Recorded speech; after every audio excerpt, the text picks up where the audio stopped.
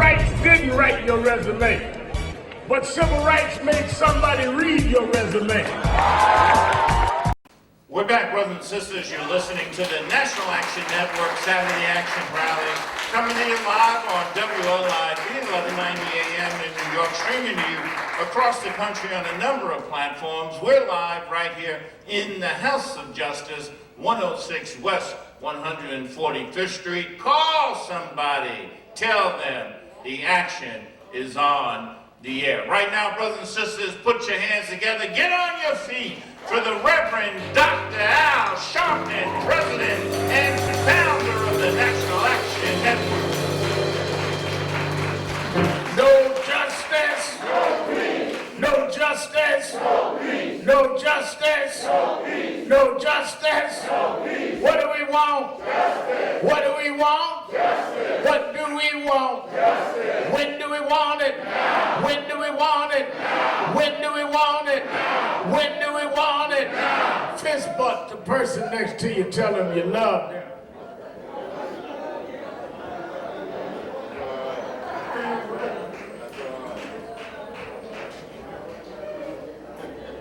Certainly we're happy to be here another Saturday morning for the Saturday Action Rally, and for you that are here live at the House of Justice, 106 West 145th Street in the village of Harlem, and you that are listening live on 1190 WLIB AM in New York, or watching us live stream on nationalactionnetwork.net.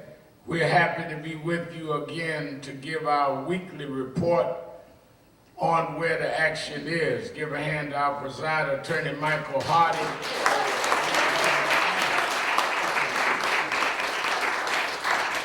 And certainly our musical director, Minister Tyrone Richardson. And Minister Richardson's celebrating a birthday, and took off last week celebrating his birthday.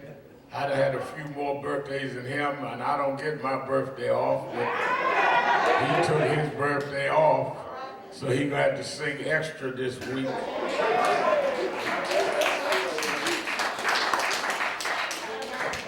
I don't understand all these young folk that live less time and celebrate more. It should be the older you get, the more you celebrate. I mean, Dominique and Ashley just have 4 or 5 day celebrations. Just celebrate themselves. They can go the whole month if you let them. Minister Richardson go on a cruise and all that.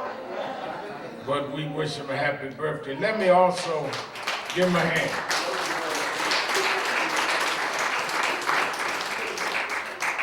Let me also thank the New York Black Nurses Association in the House. And we certainly thank them for being with us, and Reverend Dr. Rose Ellington. Didn't she speak well this morning? Thank you for being with us and supporting us, and we're supporting each other. And then certainly we enjoyed that inspirational message from my friend down through the years, Reverend Dr. Conrad Tilley.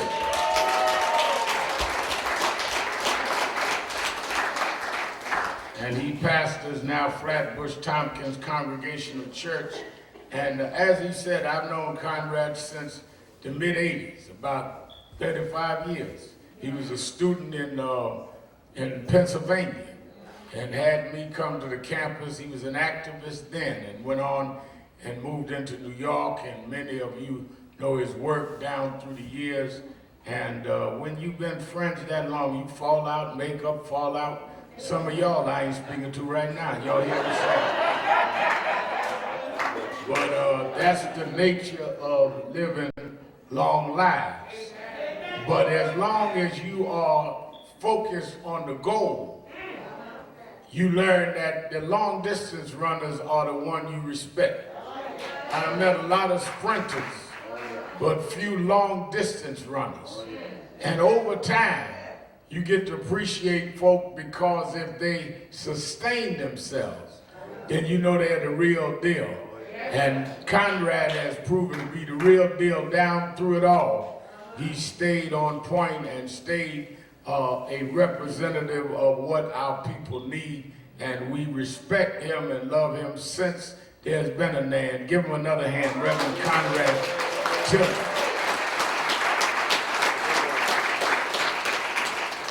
In fact, let me say that on this Wednesday night, HBO is doing a premiere in a special. It's a documentary, I guess, is the right term, called Storm Over Brooklyn, the Yusef Hawkins story. And I want all of you to watch it. It's be on HBO 9 p.m. Eastern Time on HBO. And it talks about the Yusef Hawkins story. This was a young man, 1989, was killed in the Bensonhurst section of Brooklyn. Many of you don't, and that's 31 years ago. Many of you don't know New Brooklyn when you couldn't go in certain areas if you were black. And they killed this brother for just being in the neighborhood. And the brother Mutu Ali, who will be on my television show tomorrow night, put this documentary together. He interviewed Minister Conrad is in it, and a lot of our marches and things we did is in it. But he tells the true story. And one of the things I keep saying is that there are different sections and segments of the movement that people just don't know what they're talking about. The concentration, one of the reasons that we're going to build this Civil Rights Museum right here, Sister Ellington, is that most of the civil rights museums is in the South. Right. And they talk about the Southern struggle, which is needed to be talked about. But there is also a large part of our history that happened in the North. And I want to build a state-of-the-arts place to show what happened in the North. Why do I say that? Adam Clayton Powell had a Harlem bus boycott 15 years before the Montgomery boycott. Right. But there's nowhere in Harlem that you can go and look at the archives of that boycott. Reason that you have black bus drivers is because of the Harlem bus boycott. Adam wrote a book, Marching Blacks, in 1944. That's when most of us was calling ourselves colored. He was black 25 years before it became fashionable. But where's that? Where's A. Philip Randolph's sleeping car porters? Where is Marcus Garvey's Liberty Hall? Where's all of that happened in the North? Whereas we have a chair in the back where Dr. Ben used to sit right there every Saturday morning. These young folks don't know who Dr. Ben Joachim was and John Henry Clark was. We need to tell our story, because a lot of us think that it started with you when it started way before you got here, and it'll be going on way after you're gone. So this Yusef Hawkins story, as I watched they sent me I guess you call it the screener. And as I watched it, and I want everybody to watch it, or the trailer, yeah, thank you. As I watched it, a lot of what we faced in New York was not only the political structure against us, which I like Minister Tiller was talking about what we survived. A lot of y'all don't know we survived one of the most hostile administrations who was Democrat, Ed Koch. That's right. Was a Democrat. When we started cutting our teeth up in here, in New York, it was against Koch. Now, Ed Koch, who was against our marching in Bensonhurst. Why did we march in Bensonhurst? They killed this young brother because he got off the train with a friend, looking to buy a car. They got off the wrong stop. they didn't allow blacks in the neighborhood, thought that blacks was coming out there trying to date their girls, surrounded them and killed them, and wouldn't give up the killers. 30 people surrounded them. Everybody in the neighborhood knew who did the killing. They would not give up the killers. Now, what the angle that people don't want to talk about, they didn't have down south, is that we decided, the father called me, of Yusuf, asked me to help fight. We went out there to where they lived in East New York, and I told them the only way we're going to make this not a love triangle, because they were trying to act like in the papers it was just he was dating a girl and all that, which wasn't true. This was race. Is we're going to go out there and march. And I knew the reaction was going to be, because I know how they feel about us in the neighborhood. So we went out there and started marching. The reason that I want you to see this is not only was the mayor against us marching, the mob was threatening us. A lot of y'all don't understand, New York was run by the mob and the politicians. Wasn't no mob down south. You didn't have to deal with a lot of the organized crime element. We had to deal with organized crime, gangsters, thugs. John Gotti and them wasn't no fictitious folk. This was real stuff. And it was the same mob. You know, they had a Netflix, I think it was one of them live stream networks had a thing called Godfather Holler. I think Forrest Whitaker played it. And one of the things that they had in there, I didn't like the way they characterized Adam Clayton Powell, but one of the things that they did show is let us welcome our Impact TV audience watching us around the world. One of the things they did show us is that Adam Clayton Powell was sued and finally excluded from Congress for calling a woman a bad woman here in Harlem. Some of y'all old timers remember that. I can always tell folk age by who say amen to what I'm talking about. Now, what was a bad woman was that she was the one that the number runners and the mob would give the money to pay off the police. And everybody in Harlem felt and heard this is who she was. He sued her, he was sued because he couldn't get a policeman or a mobster to testify that that's what she did. Which means that the same elements that we fought in the 80s was what Powell was fighting in the 50s. Now, let me bring it full circle. Who controlled the construction industry and the real estate industry? They would get their permits from City Hall. City Hall, the unions with the mobsters. So let me ask y'all a question. I don't have the answer, but I'll raise the question. If the mob and the unions and City Hall is excluding blacks, then how could somebody like Trump build all them business under that scenario?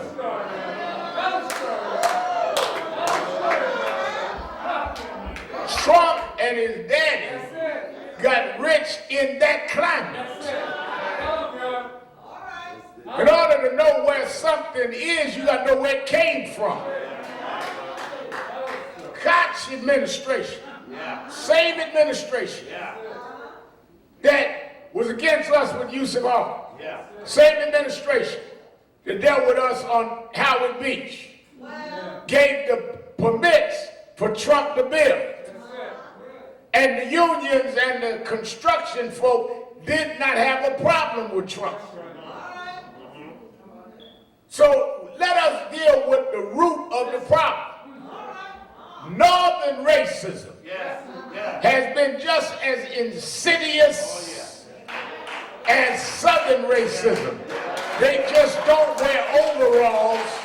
They wear pinstripe suits and get manicures, but they're the same deadly racist bigots as the ones down south.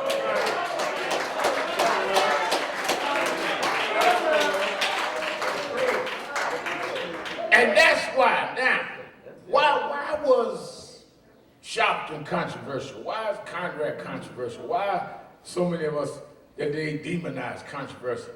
Because the folk that control public opinion, the media, TV, radio, television, controlled it from the north. Folk down south didn't control the culture. But folks in the north and in Hollywood controlled public opinion. So if you were marching down south on Uncle Bubba and Archie Bunker, that was all right because that was them. And they'll make you a hero. But if you marching in Bensonhurst, you talking about me now. And I got to make you controversial because now you're exposing who I am. That's it. How come we doing in New York the same thing they were doing in Alabama, but we were controversial? I mean, we marching down the street, they throwing watermelons at us, watching on HBO.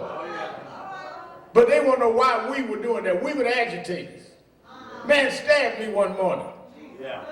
But I'm controversial. But the nice guys, the get along, go along crowd, they were influential. I mean, Michael Hardy know those days, you go get a grant, sit up and say what they want you to say, and you're influential. What is influential about begging for money and getting it? Couldn't get four folk together if their life depended on it. So I want y'all to be astute as to what's going on, because that is what has backfired here and brought us here. Glad to see former Congressman Kendrick Meek in the house. Come on up, state of Florida, bring him up.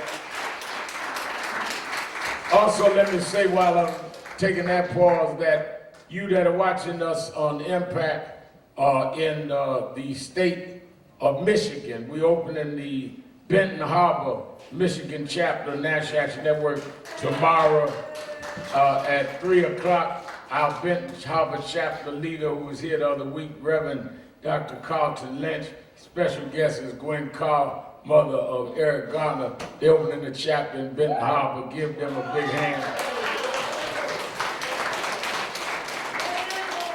And I see he trying to hide in the back. I see the son of Eric Garner in the back. Stand up, Eric Garner Jr. in the house this morning.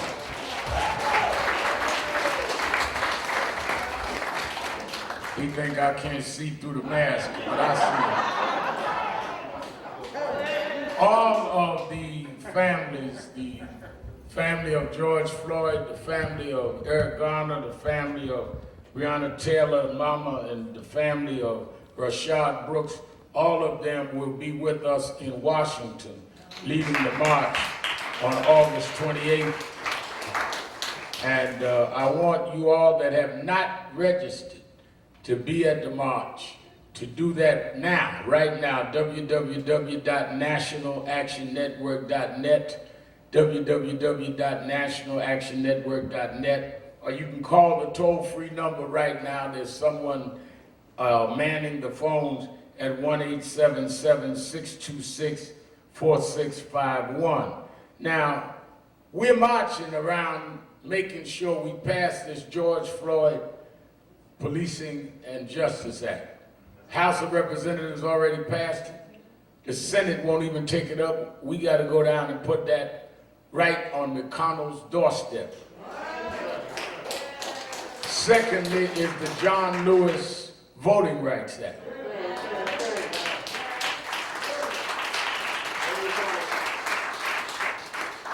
Those two pieces of legislation is the reason for the march.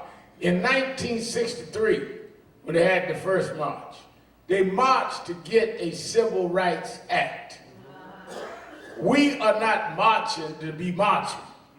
We're marching because our demonstrations must lead to legislation.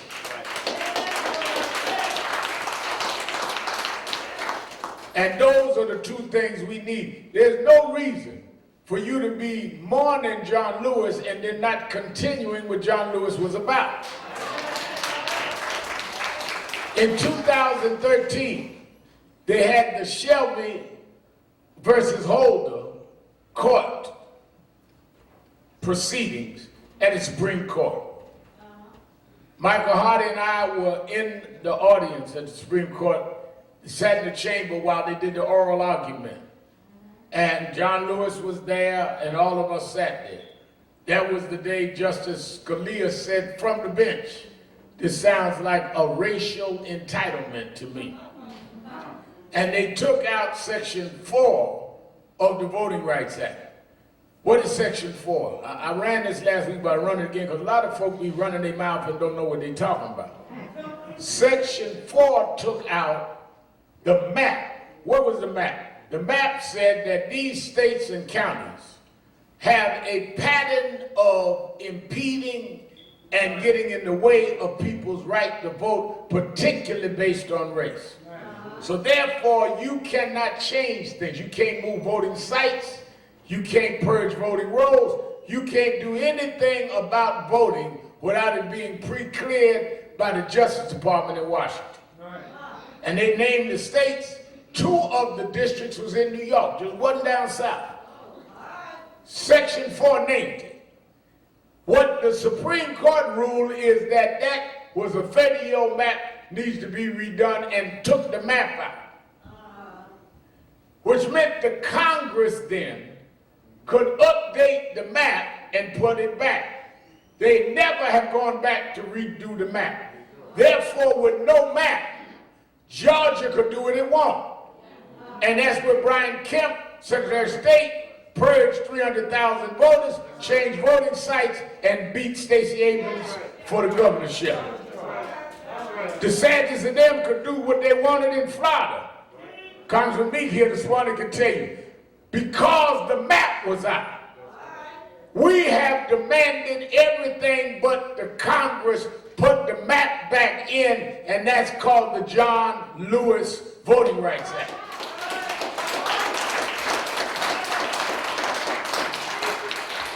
Now, folk call my radio show, well, we need to get the right to vote. Why we got to keep going for the right to vote? The right to vote is not the question. 15th Amendment gave you that. What is the question is interfering with your right to vote. That's why you're seeing all this controversy right now with Trump and mail-in voting, is if he can slow down the post office, defund that, it is again interfering with your right to vote. So you got the right to vote, but if they don't deliver the vote by mail on time, your vote is neutralized. That's why we march. George Floyd bill is that we say we make it a federal offense to use a chokehold.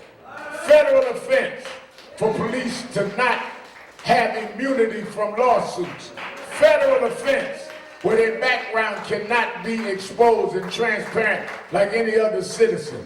Federal. Why do you want it federal? Because if you go state by state, we already got all that done in New York now. Andrew Cuomo signed it. Y'all remember we were down there, gave us the pen. But if you go through the Holland Tunnel, it is not the law in New Jersey. You need a federal law in order to make sure that it's national. That's what the Civil Rights Movement in the 60s did. Federal law. Yes, sir.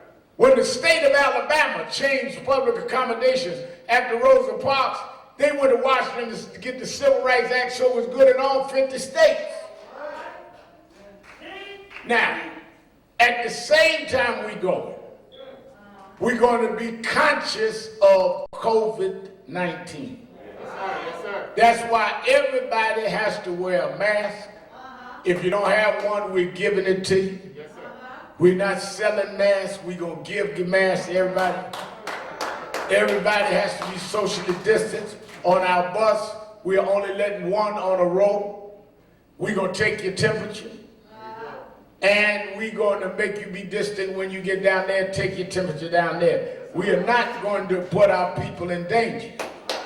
We're going to be the opposite. A reporter called me yesterday, Attorney Hardy, and told me, are you concerned about gathering? I said, yeah, that's why we're putting restrictions down. but they got 250,000 bikers. That's right. That's right.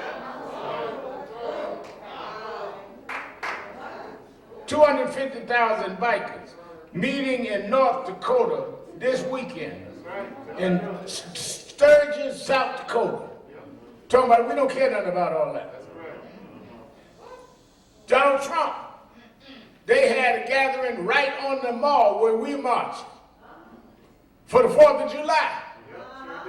So compare how responsible we are with what the president just did a month ago there with the 4th of July fireworks, where they had thousands. We coming to stand up, and we're going to be cautious, but we're going to be strong, because we need a national march around national legislation. And we want the families to lead it.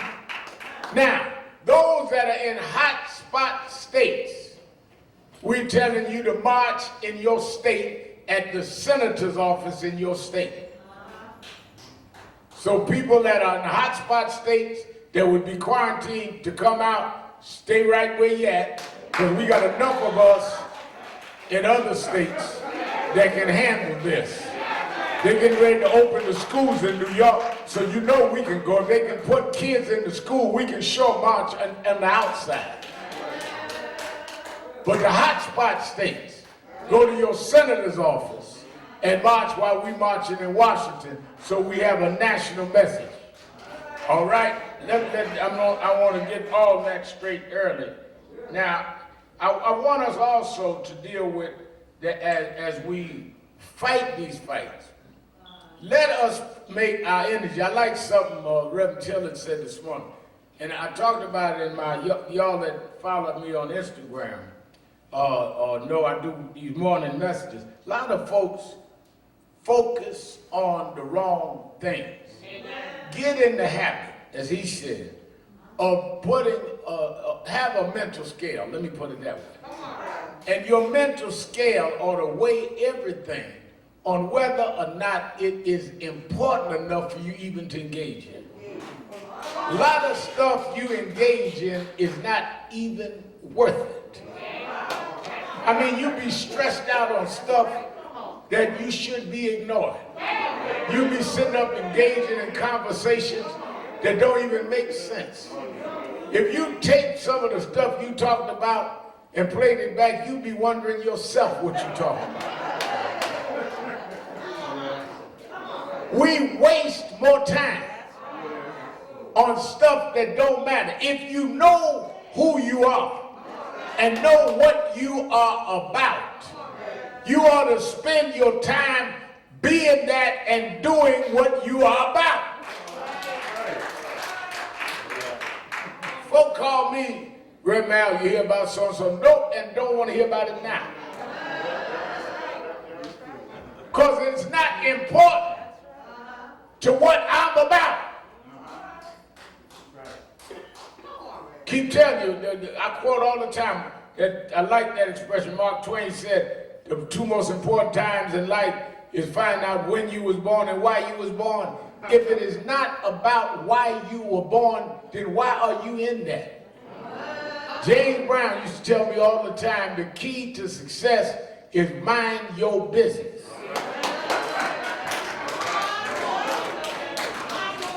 Reason you can't get nowhere is you know everybody's business but yours. Oh, I heard so-and-so about so-and-so. I heard so-and-so about so-and-so. I know so-and-so. Did you hear this? Yeah. What about you? If you know more about what everybody else is doing than you know about your own business, don't be trying to raise everybody else's kids and you don't know where yours is. You got some children if you want to raise some. So mind your business, which is why I like when he laid out our business is what we present to Biden. Yeah. Our business. Yeah. We used to meet all the time with President Obama on our agenda. White House press corps always said to me, well, how come you only raise concerns from your community? Because that's why I'm here. Labor goes in and talks for labor.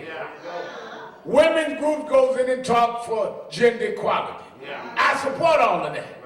Immigration groups go and master on immigration. Somebody got to talk for us, about us, and for us.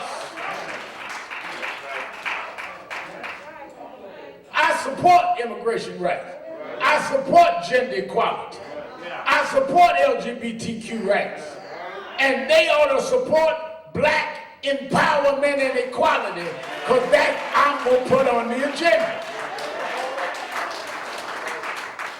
When I was born, October 3rd, 1954, they wrote on my birth certificate. I couldn't read it that night, but I read it 4 years later. They put my name, they put American, and they put Negro. They put my race on the agenda. With that designation, that means that since you're a Negro, you are probably going to these kind of schools. You're going to have this kind of future. You have this kind of social status. I did not create the sociology. I became fixed into it. Therefore, I must address it from who I am. So when we say, and I said it earlier, several months ago, when we say we want a black woman as vice president, and I said it to Biden privately and publicly, also I said it on my TV show here, because we want somebody not only that's sensitive to our community, but it is time that America comes to terms with black women are qualified to be the vice president of the United States.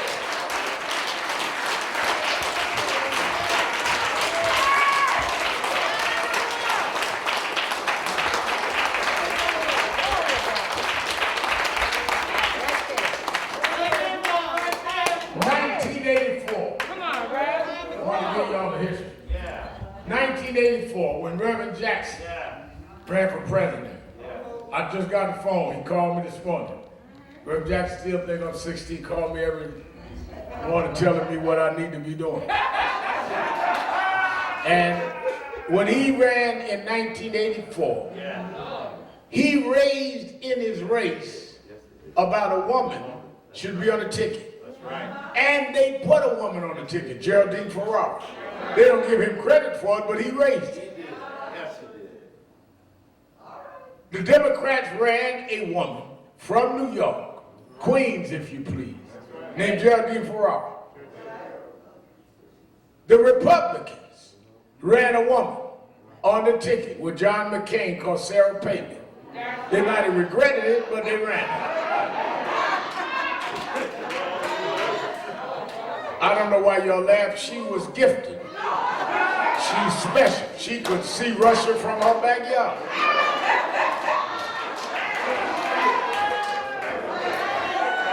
I mean, she got extra vision. That Palin kind of vision. So you've had a white woman run from both parties. Why not have a black woman? When black women were the ones that took the party on their back and carved out victories out of the jaw of defeat, it's time to salute and celebrate and extol a black woman in 2020.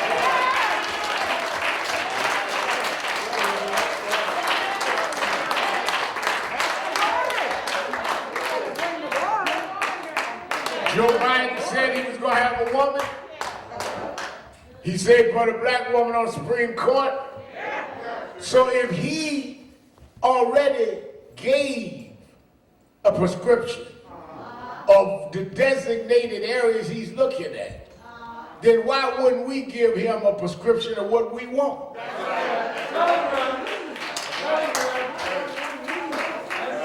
When I met with Biden last time in Houston, I said, not only am I interested in vice president, I'm interested in who's going to be the attorney general and secretary of treasury. or we won't be all up in this now.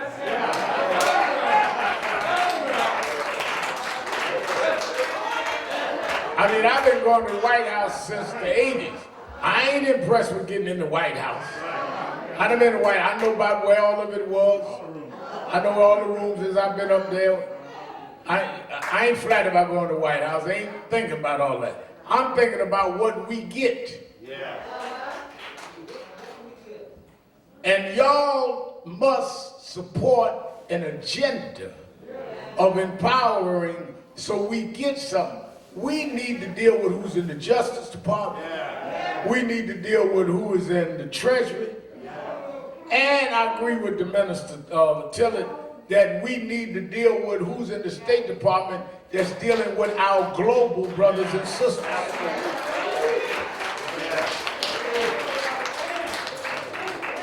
Now, he can choose which one, but we choose the designation we want. Now, some of y'all talking about, well, I don't want to give him no ultimatum. Why is it when we say something is an ultimatum, and when everybody else says something is advocacy? Come on, bro. Labor ain't got no problem telling them what they want. Everybody else say what they want. But we supposed to be just like we still domesticated. We supposed to clean up around the house by the grown folks sitting at the table deciding something. No, I pull up a chair to the table and get into discussion.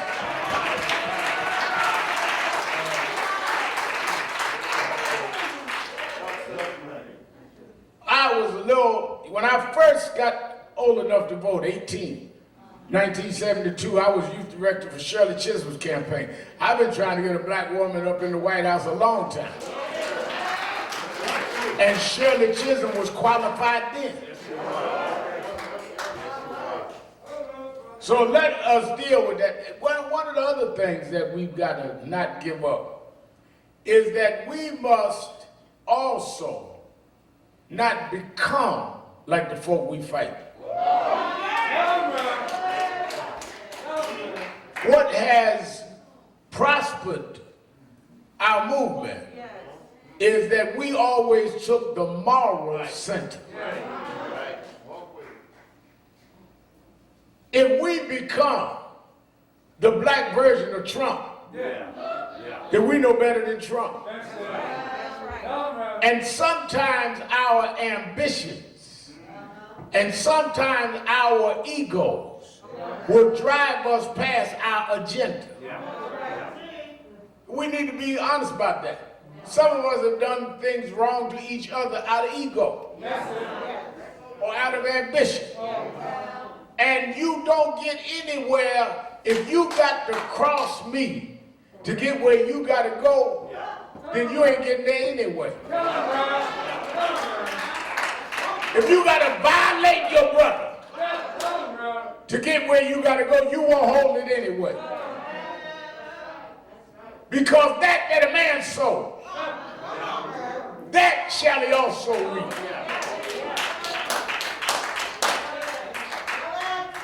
I'd rather go right and slow than wrong and fast. Because if you're right and slow, you will hold on to whatever it is you get.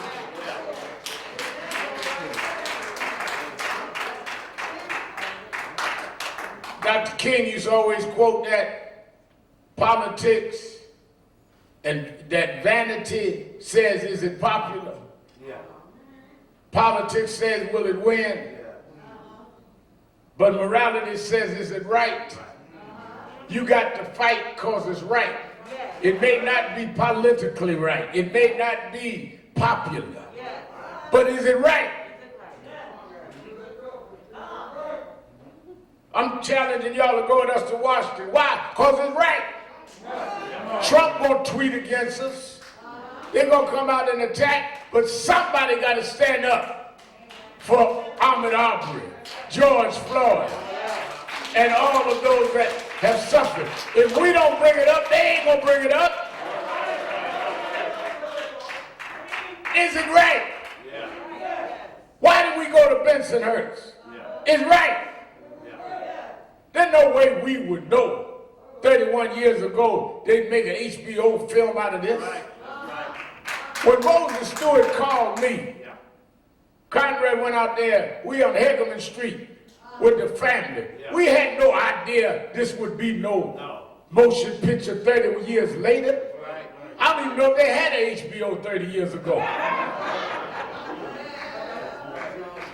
I mean, people assign craziness. That's what I tell you. Deal with what's important. They will assign craziness to you. Guy writing a profile on me said to me, well, you ended up doing well. Like I knew when I got stabbed that there was going to be a black president and I'd be meeting with him in the White House. When I got stabbed, we didn't have a black mayor. This ain't no career decision. But if you do what's right, God will bless you. Because the Bible says that he that finds himself shall lose it. But he that loses himself for my sake shall find it. God got more for you than you can ask for if you just do what God tells you to do.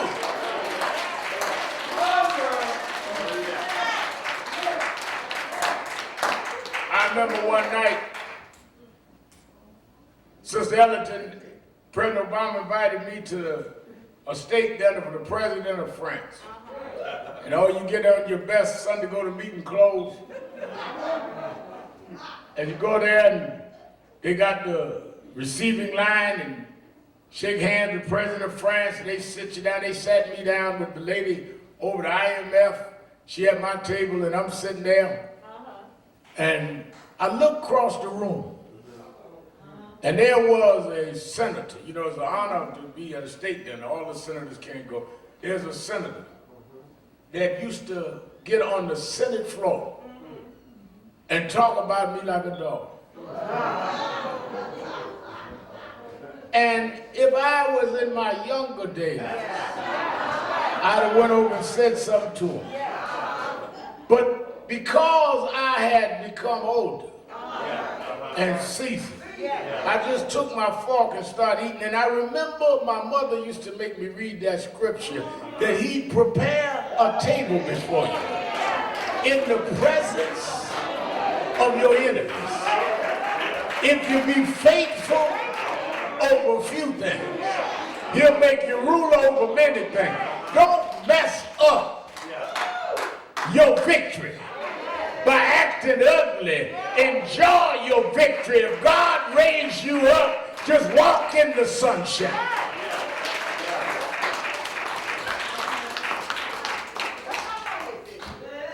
You don't need to do anything but do right and stay focused.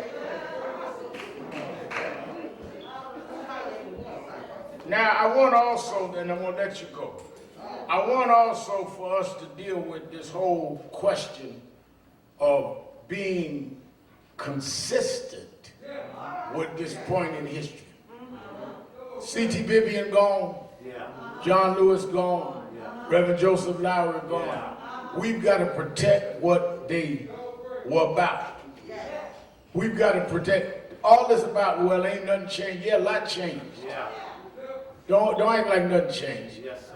We are no longer in the back of the bus. We are no longer where we can't check in a hotel. Don't be ungrateful. Folk pay the price. Things change. And we need to keep the change and do more change. Now, give me Reverend Marshall. Go to St. Mark's 4th chapter. Give me the, what is it? I think I want the 30th. What verse do I want? Go give me the 31st verse. I want you wholly sanctified for watching Impact TV to know where I'm going is in the book. It is like a mustard seed. It's like a mustard seed. Which is the smallest of all seeds on earth. Now, the mustard seed is the smallest of all seeds. This is Jesus talking now. And he's getting ready to give us a lesson that a lot of y'all need to know. He said the mustard seed was the smallest. Some of y'all know where y'all were the smallest. Nobody thought you'd be big. Nobody thought you'd be nothing. You had no real gifts. You were the reject in the house. You were the one that everybody dismissed. You were marginalized, overlooked. You were the smallest of the seeds. Everybody else in church was going to be better and bigger than you. Everybody else in your little group was going to be bigger and better than you. Even at home, mom and daddy really didn't think you'd be much or nothing. The smallest seed. Yet when the smallest seed is planted, it grows and becomes the largest of all garden plants in the garden. It grows and becomes the largest. Don't go by what looks large unless you understand it came from a small seed. That's right. Everything that you see started from being rooted and grounded somewhere. And the problem you got is you got a lot of our folk that are out here talking that are not rooted in nothing. We're in the summer now, but the flowers that you see are seeds that survived the winter.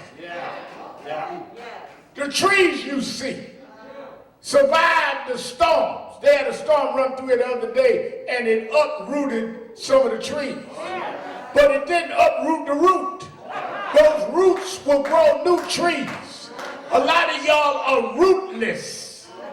And all we need is a wind like Trump to blow you away. But some of us are grounded and rooted and will last longer than that. That's why I tell a lot of these young activists that be grounded and rooted in something.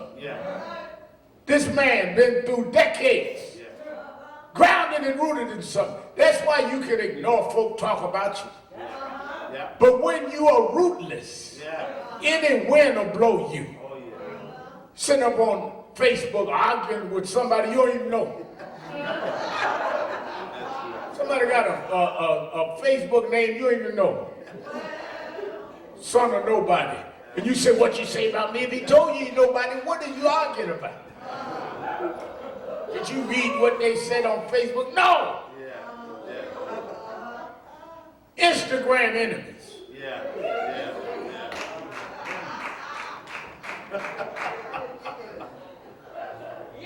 Grounded in nothing. But if you've been through the fight, if you've been grounded and trained and taught, you can fight the battle because you was raised to fight battles. That's why I changed my whole message. Listen to Conrad this morning. If we went through Nixon and Reagan and two Bushes, Trump ain't even a big opponent if you know what you know, what you know. Well, Reverend, you talking politics. We'll go through the Bible. If we made it through Pharaoh and Nebuchadnezzar and Belshazzar and Herod, the same God that brought us through those rulers, God will see us through this.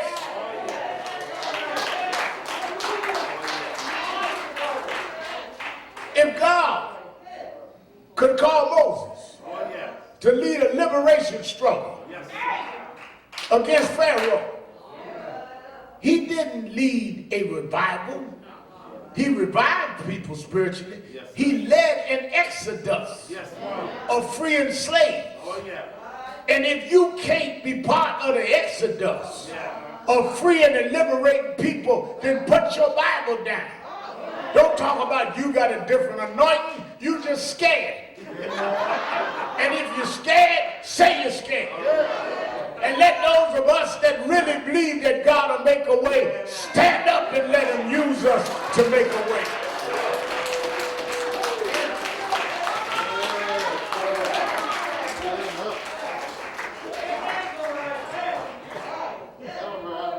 If I believe that God can part the Red Sea, if I believe that God can part the Jordan, then what makes you think I don't believe God can have us stand on the banks of the Potomac River on August 28th and call this nation's attention to what they did to George Floyd and all the rest of them, our same God is still on the throne. You want to preach about what God did rather than be a vessel for what he does. Ain't nothing wrong with God. Something wrong with your believing in God. Small seeds become the largest tree. It's time for us to deal with what God would use us for. Why are we here? Why are you on earth at this time? And if you are out of tune with the times that you live in, then you're not fulfilling the purpose that you was born. Every day ain't gonna be a good day, but you can take your bad days and combine them with your good days and go on for a worthy message, because God will make a way out of no way. When I was a boy preacher, I preached about what I heard the old preachers preach. But the older I got, I could say it for myself. You know, I started preaching when I was 4. I used to go through the circuit when I was 7 and 8 as a wonder boy preacher. And I talk about how God will bring you through trials and tribulations. But I ain't had no trials and tribulations. Only tribulation I had is if I didn't get chocolate chip cookies and milk for lunch. But I can tell you now, I'm not 7 no more. I'm in my mid-60s, and I can tell you that God will bring you through trials and tribulation, because I've been through something now. And if you are afraid of going through the trial, then go sit down, because life gonna give you some trials. And you ain't got to look for trouble. Trouble will come find you. But I love the song that said, I'm so glad that trouble don't last always, because a God will give you light even in the midst of the dark. Everybody all tripped out, stressed out. But we've been through stuff before. Yes, we got a person that is insensitive and insidious in the White House. But we've been through that before. Yes, we're going through an epidemic that's a pandemic. But we've been under siege before. And that's when you get where God can talk to you. Some of y'all needed to be shut in. Some of y'all needed to be sat down. Some of y'all needed to have to sit down and think. Some of y'all need to be in the house where y'all had to talk to each other rather than run past each other.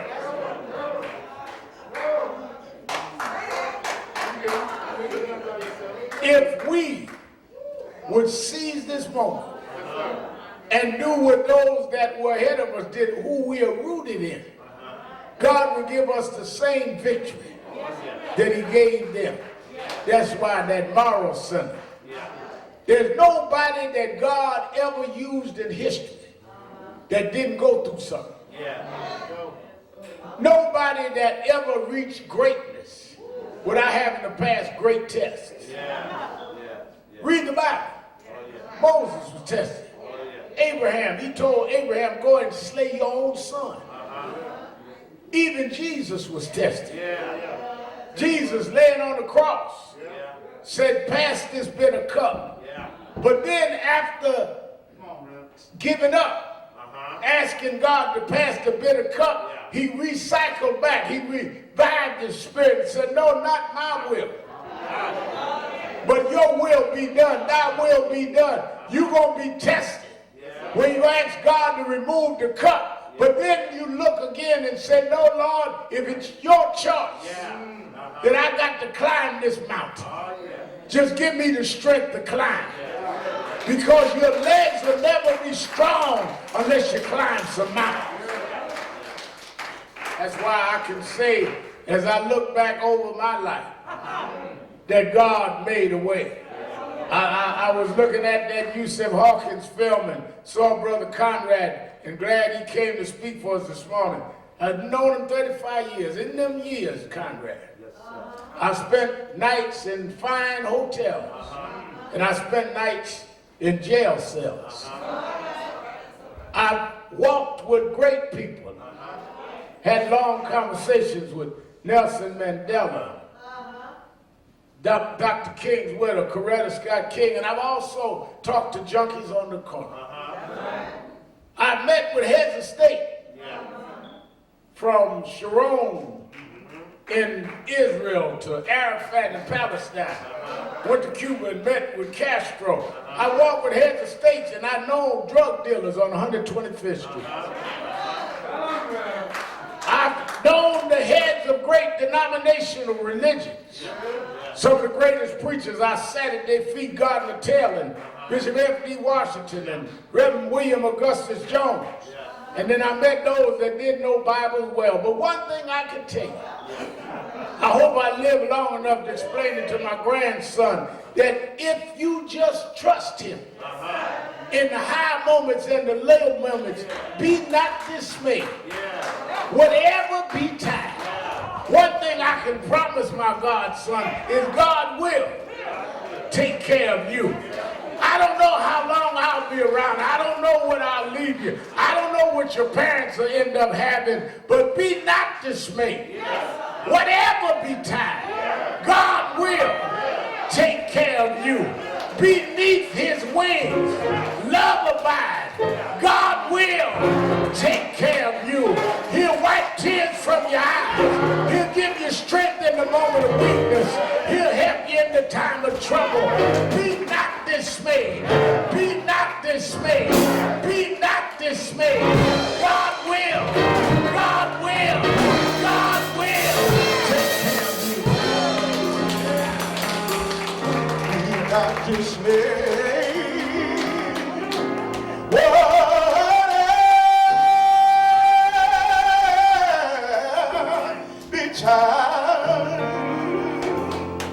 God will take care of you.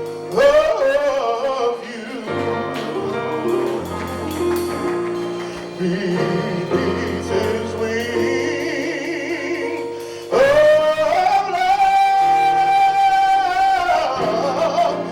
love abide. God will take care.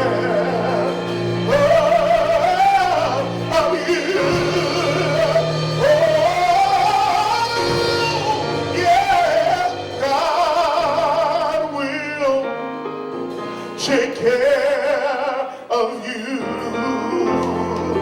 through every day. He'll take you all the way.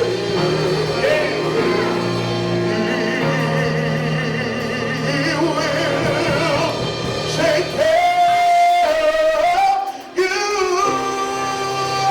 I want you to know that God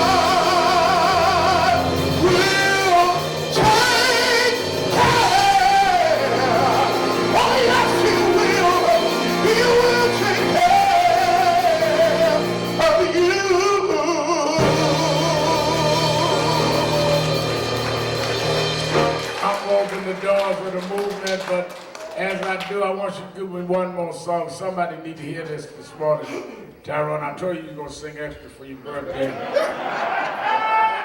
I saw somebody that I known a long time ago, and I've got my longtime friend, Minister Conrad, here, and folk always say to me, how you doing, Al? How's it going, Al? What's happening? All I can tell you is that it's been good and bad. But I won't complain. I had some good days. I had some hills to climb. I had some weary days. And since I seen you last, Conrad, I had some lonely nights. But when I think about it, when I stop and think things over, all of my good days outweighed my bad days. I won't complain. I've had some good days. I've had some hills to climb. I've had some weary days. Yeah, some sleepless nights. Yeah. But as I look around,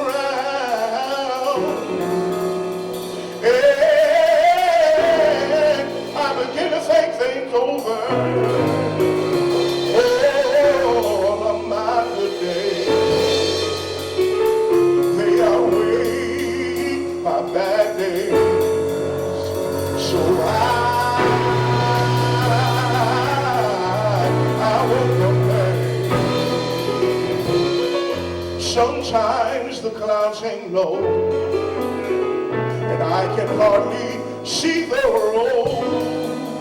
So I ask the question, Lord, why so much pain?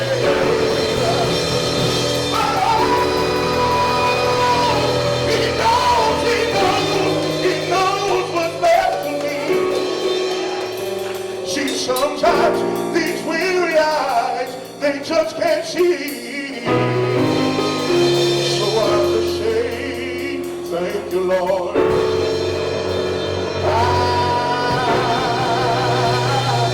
I won't complain.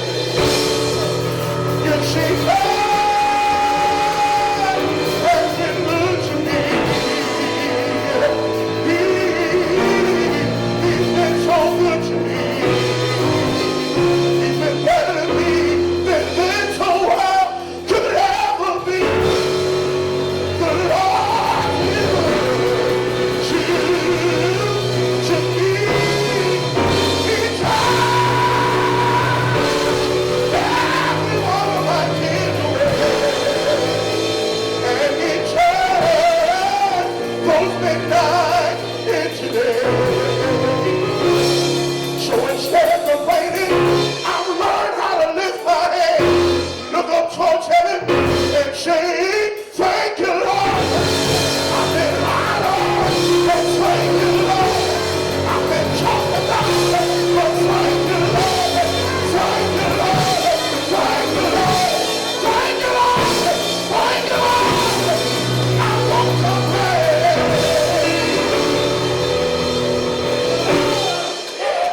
Everybody singing. Everybody singing. Everybody singing.